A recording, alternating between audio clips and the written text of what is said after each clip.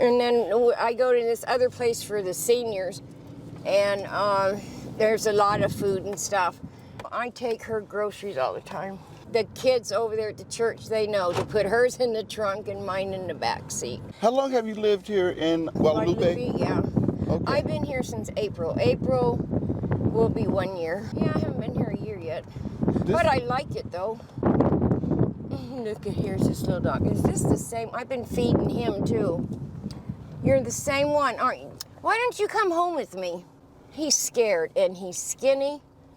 Damn. I feed him every day. I put food out there for him. Does he eat it? Oh yeah. I gave him a bunch of steak the other day. You want to come home with me? She's got a collar on though. Yeah. She belongs to somebody. Why do people not take care of their dogs? I don't understand. It breaks my heart. So when you got on the waiting list, did you know that you would end up here? You know what? I rented this place and I never even looked at it because we had to be out of our old place because they're tearing them down. Uh-huh. So they're starting to tear them down the first part of May. I got in here April 23rd. No, April 21st. And I just took it without looking. I just figured, well, because I was having such a hard time. Housing only allows X amount of dollars. And if you can't find an apartment within that range, you're shit out of luck. So I just took this place as God put me here. See the silver plate right there? Well, that's where I put their food. Yeah, and then they come by and eat it. I put something out here every day for them. Now, how long did you say you had to wait for your housing over here to go through? Oh my God. Almost a year before I got in over here. Where were you staying at before? Another place in Avondale that was housing.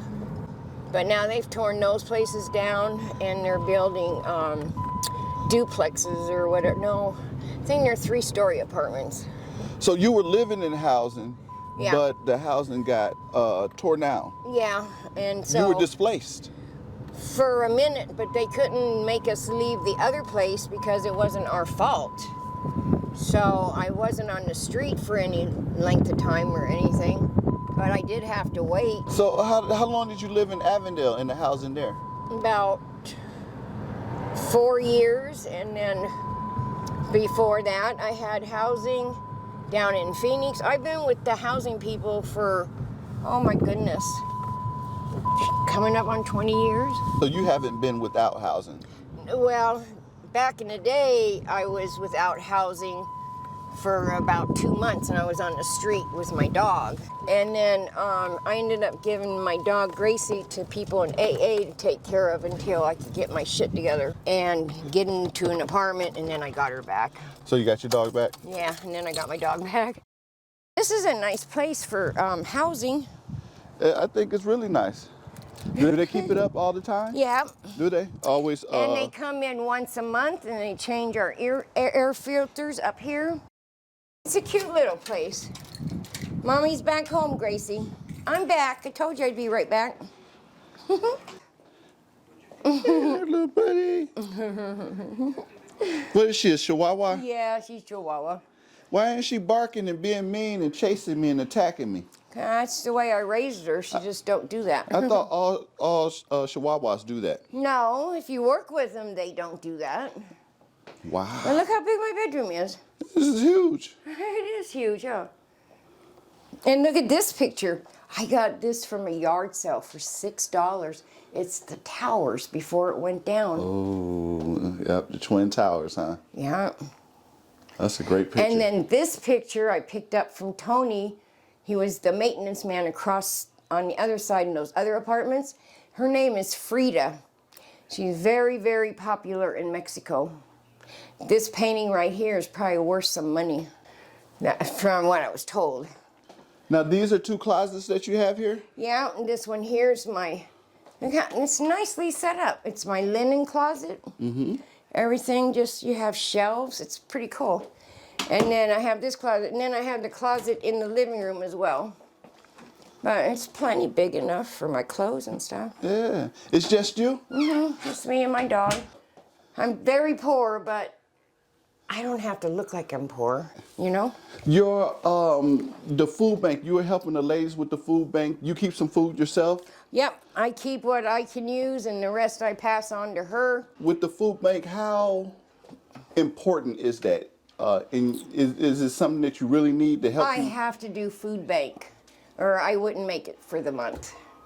They only give me $130 for a month in food stamps. That's what, like $30 a week in groceries? I can't live on that. I have to do the food bank in order to make it. I mean, they want $5 for a damn or a dozen of eggs, you know? I can't even get a loaf of bread under $1.25 a loaf. And that's generic bread, you know, the Walmart bread. Yeah, I go through my food stamps like that. Yeah. But this is how the food bank helps. Come check this out. Now, I did get some of this stuff myself, but look, I got ham and bacon, pizza, these raviolis, tons of chicken breast tenders. I got pack after pack after pack back there. All that's from the food bank. This food bank, this food bank. Yeah. The other day I made baked chicken, mashed potatoes, gravy, and stuffing. And I did meat, the stuffing, corn or something, and mashed potatoes and gravy. And with my beans and ham hocks. All right, all right. How much do you pay for rent here? I pay, at this moment, $159, but we just got a raise, so my rent's gonna go up. Washer, dryer, well, actually, this is mine, but they have the hookup for it. So those are your washers and dryers? Yeah, but you know how I got them? Yeah. I did a rent-to-own with Aaron's, and that's how I got my couches, that's how I got my bed. This, I did a rent-to-own. I paid twice as much, but I didn't have to sit on the floor until I found something. And I didn't want something off the street or something because the bed bugs back then was so bad. Look at all these I got from the food bank. So these I'll share with my kids when they come over. I'll send them home for my grandkids. How many grandkids you have? I have 4 step-grandkids. I have 4 biological grandkids. So I'm a grandma 8 times. Nice. Yeah. Congrats. How many children do you have? I've got 4 boys. I'll have 9 months. Totally clean, no pain doctor, no pain pills, nothing. 9 months on the 23rd. Wow, congratulations. It took me 22 years of trying not to do that no more and always ending up back to doing it. So. How old are you? I'll be 65 in 2 weeks. Great, I was then. married at 14 because I was pregnant. And it was a Mexican guy. Mexican people, no abortions, none of that is allowed. So, and my mom and dad were both alcoholics and drug addicts, and they were real dysfunctional, you know. By the time I was 17, I had 2 boys. And I was married into a Mexican family, and my mother-in-law taught me how to make my own flour tortillas and tamales and all that. And she taught me how to cook and clean and look presentable when the husband comes home from work and all that, yeah. My mom didn't teach me nothing. She was a drunk. She was never home. But when I married, that's where I was taught how to keep house and keep your house clean and how to cook. And my mom, she's the one that turned me on to all the biker world and all that crap and the drugs and early on in life, you know. When you say early on, what do you mean? Like how old? Well, you figure I was married and pregnant at 14, so I was probably 11, 12 years old, smoking pot, smoking cigarettes, popping acid, and 12. laughing. 12, 13, yeah. Because Wow. 14, I was married, so. Wow. That's why my parents let me marry. Because through that divorce with my dad and my mom, my dad knew that I would pick to live with my mom because she let me do anything. I could ditch school, I could smoke cigarettes, I could have boys over, where my dad was absolutely not, you know. So it was better for me to get married. Yeah, so I'm seeking counseling now just because of all the trauma and chaos and stuff that went on in my life as a little girl. My mom and dad drinking and drugging and partying and cops coming and my dad going to jail and my brother would have to drive the truck at 14, 15 years old to drive down to the jailhouse here in Phoenix to pick my dad up, and then my dad wouldn't know where in the hell he left the truck because he was too damn drunk. It was a circus. It was pretty crazy. But, you know, I had girlfriends and their mom and dad, and they weren't like my mom and dad. So I seen difference with my girlfriend's household to my household. And I don't know, I guess I grew up real fast. When I become pregnant, I could have had an abortion, continued school. I could have stayed pregnant, continued school, because my school was wanting me to continue. This was my freshman year. And then I come down with morning sickness, and then we decided I would marry, even though he was 16, I was 14, but we lived in his bedroom. He tried to continue school, and work, and a wife, and a baby, and yeah. So I dropped school, but I got my GED, and then I went into nursing, and I got my certification for a CNA. Now I'm a peer support specialist. I've gone to more school, and I work with people like that are addicts, alcoholics, just all messed up, mental illness, all that stuff. So being a peer support, I work with people that are like me. I have mental illness, I take psych meds, I have a history of drugs and alcohol. So today I'm clean sober, today I reach out to help someone else so they don't have to go through that, you know? How long did you stay married for? I think 3 years. Oh, is that it? In 3 years, we had the 2 boys. And then a few years passed, and I married and had another one. And then we divorced, and it was several years, and then I got married again, and then I had another boy. My biggest regret is divorcing the Mexican family. I just kick myself in the butt all the time. To this day? Mm-hmm. Why is that? I should have just stayed with him. Oh, my whole life would have been different. He came from a family where his mom and dad stayed together no matter what. White people aren't like that. You know, they're real quick to jump into divorce or jump into married, jump into another kid. Or Mexican families aren't like that. They stay together no matter what. You know, and I'm okay. 65, I'm by myself. It's okay. You know, it's just giving me some time to work on myself, find out exactly who I am. I used to always think that I had to be with a man, but every time I'm with a man, he becomes my whole life, and I lose me. And I don't want to do that no more. I'm going to stay by myself, enjoy my kids, enjoy my grandkids. Someday, if somebody special comes along, well, as long as he's clean, sober, he has God in his life, he comes from a really good background with family, you know, aunts and uncles, and they stay together for 50 years or until death do they part.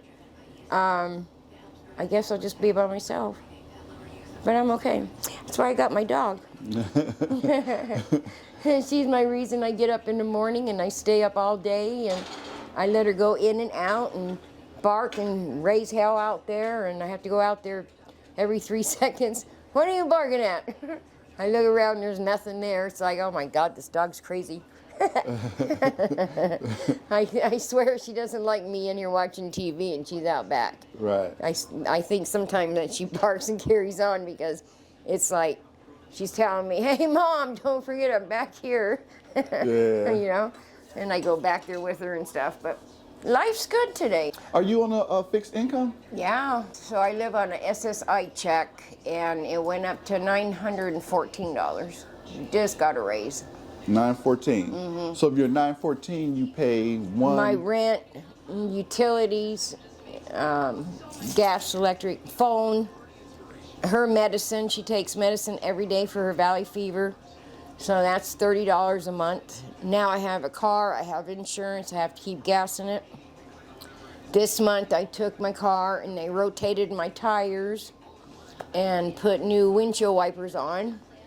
Now next month I'll tackle another issue. So you run it's a pretty tight budget. It's a real tight budget, but I don't starve. And my dog, she don't eat dog food, she eats chicken, so she's on a protein diet and she takes her medicine. for her valley fever. Yeah. Yeah. Yeah, and then I got the expense once a month, and her nails need to be done. And then once a year, she's got to have her booster shots and all that stuff, yeah. 22 years. 22 years to get to this point. Oh, to get my almost 9 months. 9 months on the 23rd. It took me 22 years. In and out of detox. Off and on to drugs. Alcoholic, bad alcoholic. But I'm a happy alcoholic. I'm not a mean alcoholic. So I had a lot of fun times drinking, but man, end results, you always end up in jail or something, you know. I did 1 year. It was concealed weapons, dangerous drugs, and paraphernalia. Jeez, what are you doing? You strapped up? Yeah, I was dealing dope and being crazy and doing dope and running amok from bar to bar. But all the bars and stuff that I used to honky tonk, and they were all the bars, the neighborhood bars where everybody knew everybody. It was the good old days back then, you know? And I go to the bars and I always end up with somebody bad. So it's better I just stay home.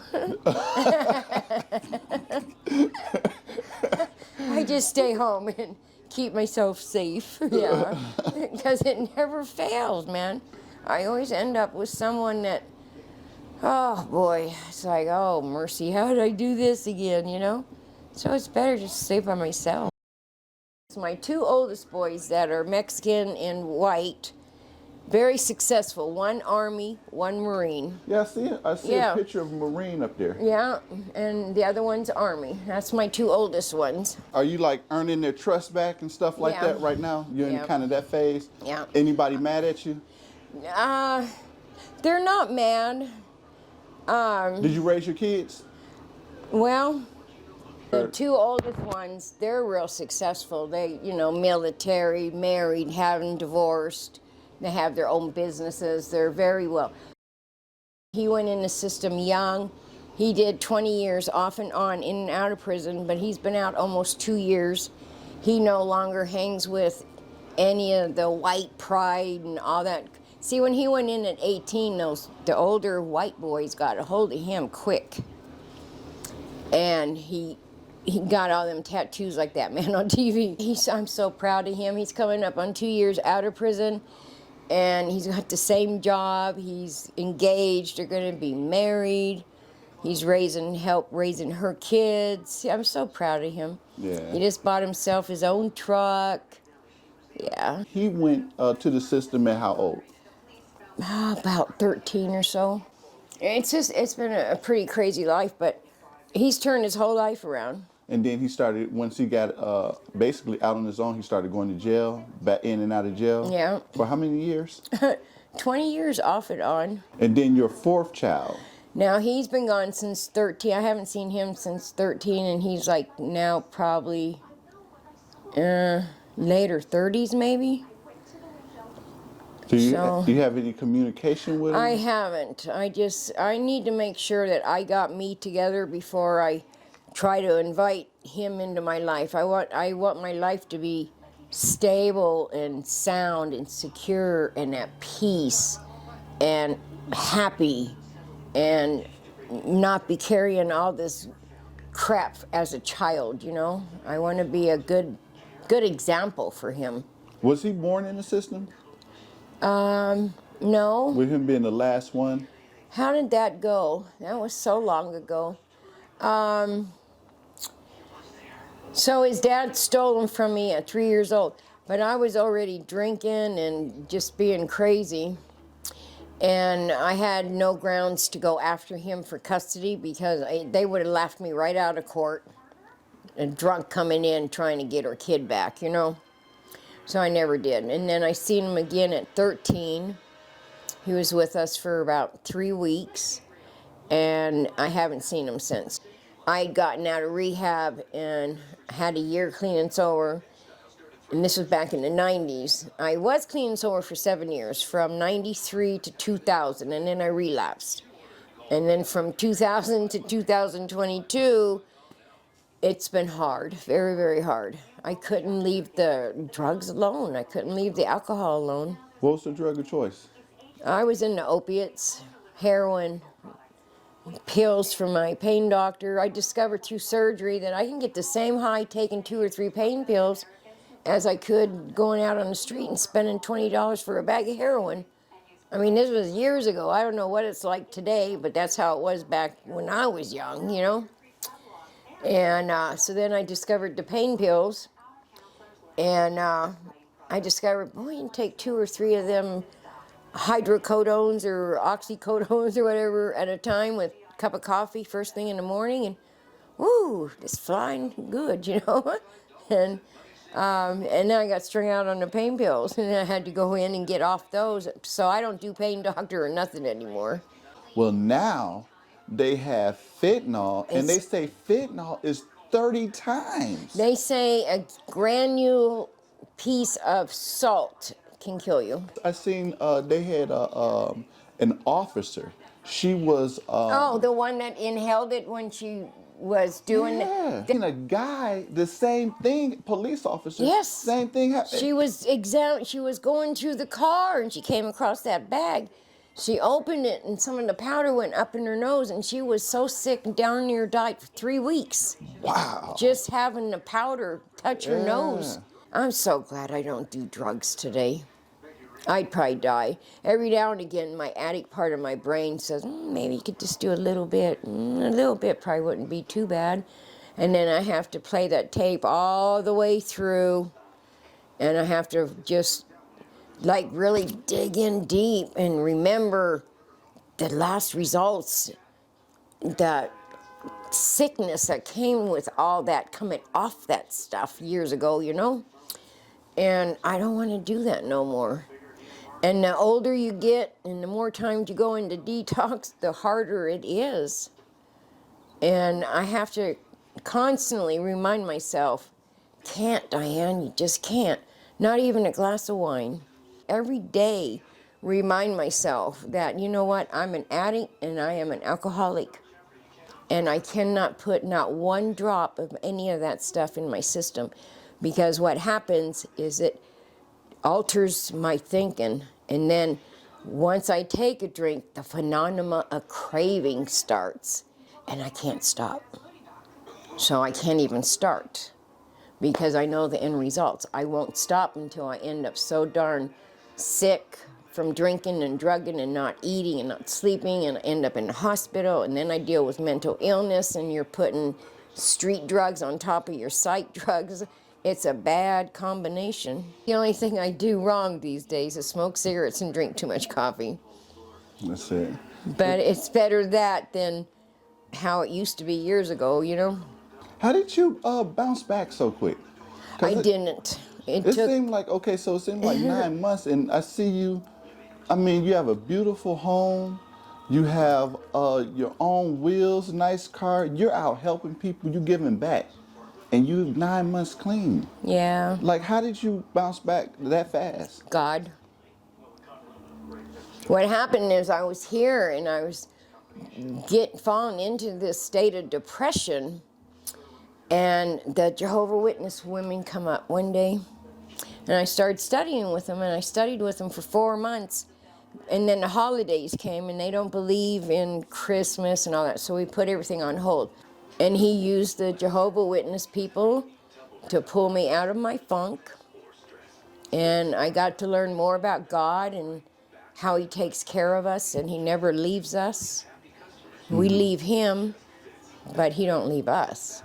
And I'm coming up on 9 months, and that's how I've done it, through my AA program, Narcotics Anonymous program, my God of my understanding. I surround myself with people that are clean and sober. I don't hang out with, my kids, my grandkids, they smoke a little weed and drink some, but I was with them all through the holidays, and I just drank my coffee. I didn't even drink a glass of wine. I seen that you had that book right here. Do you read this? Yeah, my Alcoholics Big Book. Uh-huh. Yeah, I sure do. And then I sit here and I do my prayers and my rosary, and I hold my Just forgot what it is. But anyways, so I do this, and I say my prayers, and my Hail Marys, and Our Father, and all this, and I read my Bible, and I'll turn my candles on, and I'll put my incense on, and I sit here and I do my Bible studies with my rosary. Is this part of your daily routine? Yeah, yeah. It's my God that keeps me clean and sober. Hey, that's amazing. Yeah, so that's how I do my sobriety. I put God first, because life, it's too hard when you're drinking and drugging and doing life. It's just too much. It is, and I'm getting too old. I don't want to do that. I don't want to die that way. Right. You know, I don't want to, like my mom, she died from alcoholism at 44 years old because she drank herself to death. My ex-husband died from cirrhosis as well. How And he old? drank himself to death. Okay, so I'm 65. He had to have been, he's probably been gone a good 15 years or so. So he probably died Made it to 50 maybe, I don't even think he was 50. in his 40s. And he died from cirrhosis, yep. So I have to always keep my hopes and my dreams and my desires and my wants and my love and all that. All that will, my kids, my grand, it'll all come together as long as I'm not drinking and drugging. I start drinking and drugging again, I can kiss all that goodbye. And it's not worth it. I'm not doing it. It'll make it worse, too. Yeah. Because it's like you get people's hopes up and let them down. Yeah. And hopes up. And I've done that, and that's why I have, well, two of the boys are you know, how I got my car was the half Mexican, half white boy, my two old, they're the ones that bought me my car in February. I just started driving in February. I haven't driven in 16 years. So I don't go they too still far. believing in you. Yeah. They still believing in you. They're still on the team. They still Yeah. team mom. But if I start drinking and drugging again, you may as well kiss all that goodbye. 9 times out of 10, I'm going to end up wrecking my car, or what I've done in the past is sold my car for a bunch of dope. And all that goes right up my nose or my arm, whatever, and my car is gone, and my kids are mad and sad, and, you know, just, I'm not doing it. I did all of it. And I've tried using and drinking and doing it in moderation, or don't let it get out of control, or, and it always does. How long you had the car since? Since February. So that's it was my almost sons that bought me my car. That's getting up on a year. So you were still using when they got you a car, when you got the car? I was chipping around. I wasn't doing it on a Oh, you daily trying basis. to manage I was it. trying, yeah. You're trying to manage it Yeah. then. So you kind of had them fooled at that time? Yeah. Or you were doing better? Oh, I was doing way, way better, but I wasn't clean and sober. So they must be really proud of you now then. Yeah. My son just texted me the other day and said, "Mom, I'm so proud of what you're doing with your life." I didn't even know that he knew that I was doing the deal, you know, the sobriety deal. I didn't even know that he knew. But evidently so. He just texted me the other day and said he was so proud of what I'm doing with my life. It made me cry. I've been thinking about it. Yeah. I'm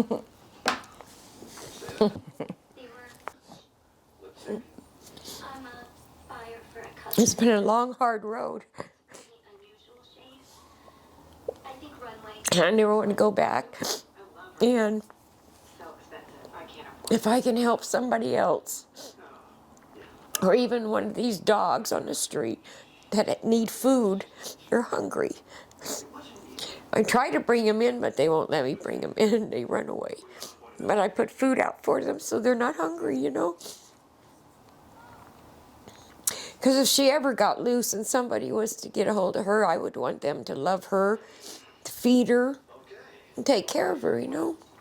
Not to be mean. There's too much meanness in the world. And I don't want none of it in my life.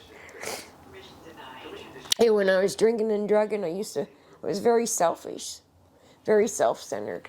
Because I was thinking, oh hell, I'm not hurting my kids. But I was hurting them. I hurt them bad.